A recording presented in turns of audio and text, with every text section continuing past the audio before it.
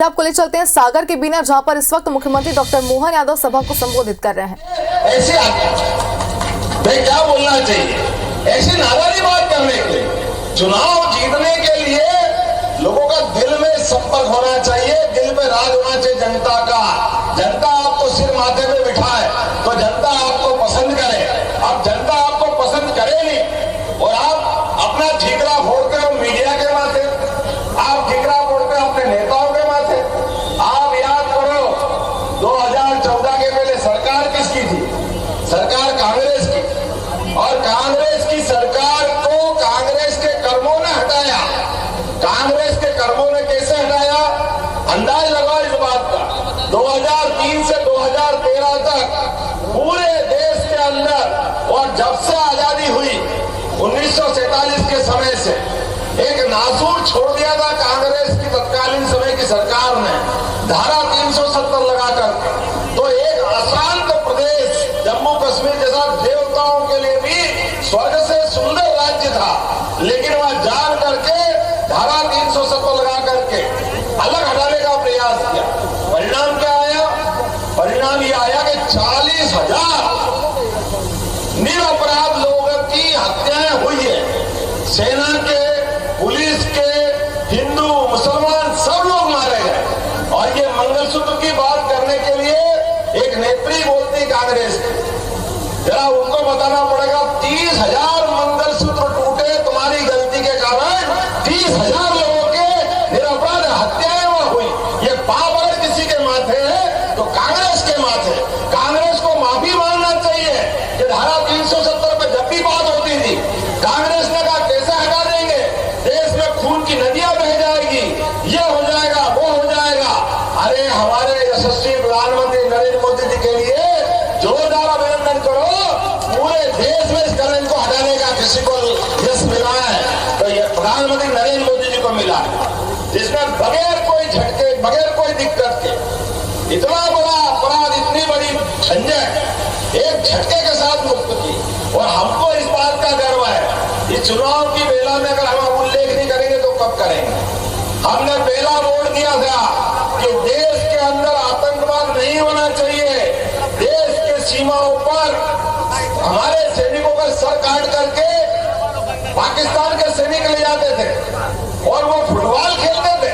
और ये प्रधानमंत्री कहते हैं मैं क्या करूं, इसमें पाकिस्तान का हाथ है, हम क्या कर सकते हैं? तुम कुछ नहीं कर सकते, तुम हाथ पे हाथ धर के बैठे रहोगे। ये पुलिस में भर्ती होने वाले जवान, ये सेना में भर्ती होने वाले जवान, ये सारे देश के लोग अपने वोट से चुन करके आपके हाथ मजबूत करते हैं। भाई साहब, अगर आप अपने आप को इतना कमजोर मानोगे तो चुनाव में आते ही क्यों? बड़े दुर्भाग्य के साथ कहना पड़ रहा है। जो बात 1947 से कहते ये 2013 तक कहते रहे, और हमने कहा था कि हमारी सरकार बनेगी, समर्थ सरकार बनेगी, 56 इंच के सीने वाले की सरकार बनेगी। और डंके की चोट एक बार भूल गया पाकिस्तान कि ये बालाकोट कर दिया, 40 सोए हुए सैनिकों की हत्या कर दी, वो तो करके चला गया, लेकिन भूल गया कि अब मनमोहन सिंह की सरकार नहीं है, कांग्रेस की सरकार नहीं है। नरेंद्र मोदी जी को मालूम पड़ा, देश स्तब्ध रह गया। मोदी जी ने डंके की चोट, क्योंकि मोदी है तो मुमकिन है, डंके की चोट उन्होंने कहा पाकिस्तान ने बहुत बड़ी गलती कर दी, पाकिस्तान को इसकी कीमत चुकाना पड़ेगी। और पाकिस्तान के घर में घुस करके वो आतंकवादियों के हड्डे पसले तोड़ करके उनके आतंकवादी अड्डे समाप्त करने का काम किया। जोरदार अभिनंदन करो हमारे अपने यशस्वी प्रधानमंत्री का। दुनिया का तीसरा देश बन गया भारत इस घटना के बाद, जो अपने देश के अंदर होने वाली आतंकवादी घटना के आधार पर किसी भी देश के अंदर घुस करके आतंकवादी घटना का मुंह तोड़ जवाब दे करके हमारी सेना का शौर्य पराक्रम को नमस्कार करने के लिए तैयार हुए। लेकिन दुर्भाग्य के साथ कहना पड़ रहा है, सेना ने पुरुषार्थ किया, पराक्रम किया, और कांग्रेस और इनके लोग कह रहे अरे भाई कहां मारा, किसको मारा, हमने तो देखा ही नहीं, लाश तो मिली नहीं। अच्छा, तुमने तो कभी करा नहीं, और जो करके आए उनकी भी इज्जत उतारोगे, इसके लिए तुम चुनाव में आओगे। मुझे खुशी इस बात की 2014 का वोट ऐसा हुआ, उसके बाद दूसरी बार एक और जाके मारा, और अब की बार हवाई जहाज से मारा, सर्जिकल स्ट्राइक से मारा। मारा। और याद करो मूछ वाला अभिनंदन, पहली बार जो मार के आए ऐसा मारा कि दूसरी बार भूल से उन्होंने टपका लिया तो दिन भर दिखाते रहिए, देखो भैया हमने इसको झपट भी नहीं मारा, इसको 4 उंगली नहीं लगाई, हमसे बात कर लो, टेलीफोन कर लो। मोदी जी ने कहा नहीं, हमारे घर के अंदर तुम्हारे आके आतंकवादियों ने अगर आके मारने की हिम्मत की है तो हमने उन आतंकवादियों को मारा है, लेकिन अब भूल से हमारे सैनिक को हाथ लगा लिया तो अगर एक सैनिक पे हाथ लगा 1000 जाके मारेंगे, 1000 तुमको छोड़ेंगे नहीं। पाकिस्तान तुम्हारी वो हालत करेंगे कि नक्शे से पाकिस्तान मिटा देंगे। और मुझे इस बात की प्रसन्नता है, बगैर कोई टेलीफोन पे बात करे, बगैर कोई चर्चा किए, बगैर बात के हमारा आदमी हमको मिला। कहा 2013 के पहले सैनिकों का सर काट के ले जाने वाला पाकिस्तान, और कहा सर बिना शर्त अपना आदमी अपने को देने वाला। और उसके बाद का दिन है, आज का दिन है। लगभग 10 साल से पूरे देश के अंदर एक भी आतंकवादी घटना हुई क्या? 2014 का वोट पहली बार देश की आपकी सुरक्षा के लिए दिया, और दूसरी बार का वोट 2019 में मिला। हम सब गवाह इस बात के। कोविड की खराब बीमारी आई, आप में से किस किस को टीके लगे? हाथ खड़े करके बताना, आप बताना किस किस को टीके लगे। आप में से भी टीके लगे होंगे भाई साहब, जिसको कोविड के समय उम्र 18-16 साल की हो गई।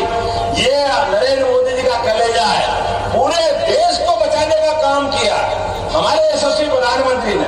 और बताओ कोई 5 पैसे भी लगे किसी के? कोई पैसे लगे क्या किसी के? किसी ने ले लिए क्या? अरे उत्तर दक्षिण पूरा पश्चिम पूरे देश के अंदर सबकी जान बचाने का काम अगर किसी ने किया है तो नरेंद्र मोदी ने किया। दूसरी बार का हमारा वोट वसूल हुआ कि नहीं हुआ? ये सबकी जान बचाने का काम नरेंद्र मोदी की सरकार ने किया। पूरे दुनिया के 200 से ज्यादा देश है, हर देश में टीके को बगैर पैसे नहीं लगाया। हर देश के अंदर, अमेरिका में 75,000, इंग्लैंड में 63,000, सबके पैसे लगे, लेकिन नहीं लगे तो एकमात्र देश भारत जिसमें किसी को पैसे नहीं लगे, सबकी जान बचाने का काम मोदी जी ने किया। और तो और जिनको घर में रोका था, ये कह रहे थे आप थाली बजा के क्या कर लोगे? अरे ताली और थाली बजा करके लोगों की जान बचाई।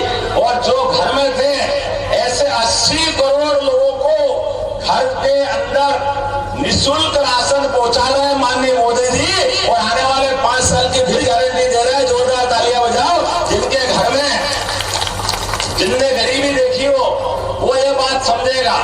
इनकी जमीन पे पांव नहीं रहते कांग्रेस के लोगों की, इसलिए ये इस बात को नहीं समझेंगे, क्योंकि ये बड़े बाप के बेटे, ये खाली बात करते हैं। राहुल गांधी बात करते हैं, ऐसी मजाक की बात करते हैं, हमारी सरकार बनाओ एक झटके में गरीबी दूर कर देंगे। वाह भैया, तुम्हारी एक झटके में दूर कर देंगे। जरा तुम्हारा इतिहास बताओ तो। इतिहास देखा तो 10 साल तक इनकी मम्मी ने पीछे से सरकार चलाई, सोनिया गांधी ने, वो गरीबी दूर नहीं कर पाई। 5 साल इनके पापा तो सरकार चला रहा है, वो दूर नहीं कर पाए। 17 साल इनकी दादी ने सरकार चलाई, इंदिरा गांधी जी ने, वो गरीबी दूर नहीं कर पाए। 18 साल इनके परनाना सरकार चलाते रही है, वो गरीबी दूर नहीं करे। ये उनका नरबहादुर कह रहा मैं सबकी एक झटके में गरीबी दूर कर दूंगा। वारे वाह भैया, कोई रोटी खाता बाकी तो घास खाते हैं, कोई समझता ही नहीं है। जोरदार तालियां बजाओ नरेंद्र मोदी जी के लिए। क्या हमारे अपने नेता जो बोलते हैं वो करके दिखाते हैं, खाली वाली बात नहीं करते। और यशस्वी प्रधानमंत्री के लिए इस बीना की धरती पे तो मैं और आभार मानता हूँ। हमारी सरकार ने कहा कि हम सबका साथ सबका विकास करके बनाते हैं, खाली बोलने के लिए नहीं।